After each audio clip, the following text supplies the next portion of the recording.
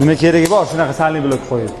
Avtomobillarga qancha yaxshi sanli blok qo'yilsa, mashina o'zini yaxshi his qiladi, yumshoq yuradi. Bugun sizlar bilan sanli bloklar haqida gaplashamiz. Avtomobil oldirichagida ikkita sanli blok bo'ladi. Asosiy sanli blokka biz Toyota'nigini qo'yib beramiz. Endi Toyota sanli blokka nima avtomobillarga qo'ysa bo'ladi? Sizlarga hozir shu haqida ma'lumot beraman. Cobalt, Gentra, Tracker 2 hattoki Jetour avtomobillarga Toyota sanli blok ustanovka qilinsa, kutilgandek o'zgarish beradi. Toyota sanli blokdan tashqari Jetour avtomobiliga 4 ta amal satrlarni ham usulli qilib berilsa, mashina o'zini yaxshi ushab, yumshoq yuraveradi. Yana bitta alohida e'tibor beradigan narsasi bor, ya'ni bu balkon ustida turadigan stabilizator bo'ladi. Agar shu stabilizator ham bo'shashib ketgan bo'lsa, bu avtomobillar o'zini yaxshi ushlamasligiga ham hissa qo'shadi. Shuning uchun обязательно buni og'irligini tekshirish kerak.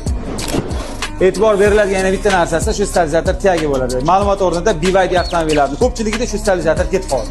Jetourlarda yana ko'p kuzatiladigan narsa bu oporniga iz tushib qirilib ketishi.